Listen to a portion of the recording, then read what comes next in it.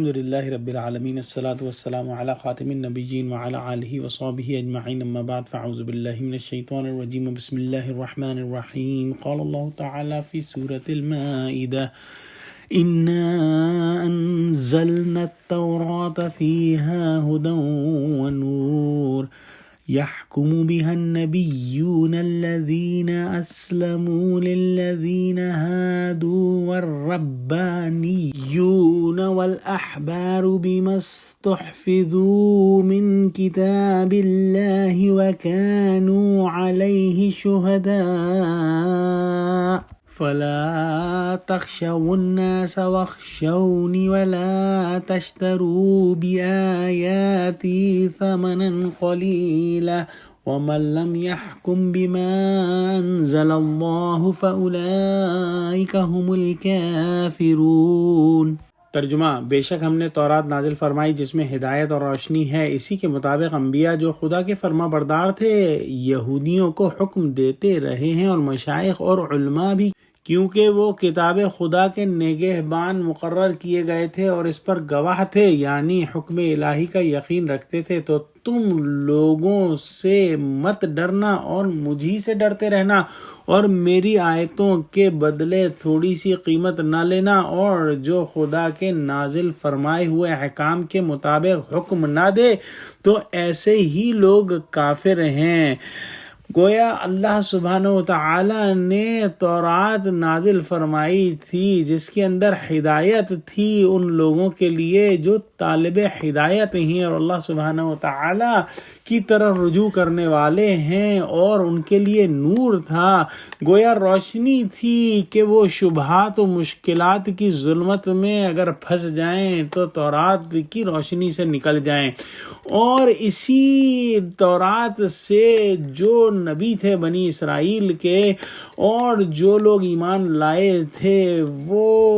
احکام نکالتے تھے اور اس پر عمل کرتے تھے، اور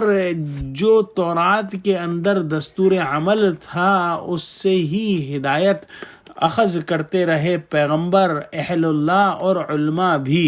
اور حکم بھی دیتے رہے اور نزاعات کے فیصلے بھی کرتے رہے۔ گویا جو مشائخ تھے اور علماء تھے ان کو اللہ سبحانہ وتعالی نے تورات کی حفاظت کا ذمہ دیا، اور یہ ذمہ جو ہے انبیاء نے تو بخیر و خوبی نبھایا، لیکن جو علماء سو تھے انہوں نے اس ہدایت کو چھوڑ کر دنیا پرستی اختیار کی اور فتویٰ فروشی اختیار کی۔ لہذا جب تک علماء اور احبار نے اپنی ذمہ داری کا احساس کیا تورات محفوظ و معمول رہی، لیکن آخر میں دنیا پرست علماء سو کے ہاتھوں سے تحریف ہو کر ضائع ہو گئی، اور یہ اس وجہ سے ممکن ہوا کہ اللہ سبحانہ وتعالی نے تورات کی حفاظت کا وعدہ نہیں کیا تھا جو کہ اللہ سبحانہ وتعالی نے قرآن کے بارے میں وعدہ فرمایا ہے، اور قرآن الحمدللہ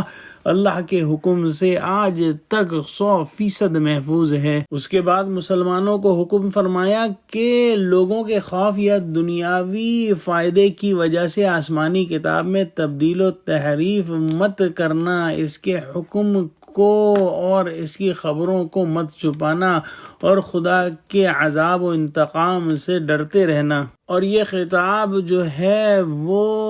علماء یہود کو بھی ہو سکتا ہے کہ تم لوگ دنیا کی محبت اور لوگوں کے خوف سے اس کے اندر تبدیل و تحریف مت کرنا اور اس کے احکام کو مت چھپانا، کیونکہ انہوں نے حکم رجم سے انکار کر دیا تھا، اور حضور صلی اللہ علیہ وسلم کی جو پیشن گوئیاں تھیں ان کے بارے میں اس کو بھی چھپا لیا تھا۔ اور پھر فرمایا کہ تمام فیصلے جو کچھ ہم نے نازل فرمایا ہے اس کے مطابق ہی کرنا، لہذا جو چیز قرآنی ٹیکسٹ میں موجود ہے اس کے خلاف جو لوگ فیصلہ کریں وہی کافر قرار پائیں گے،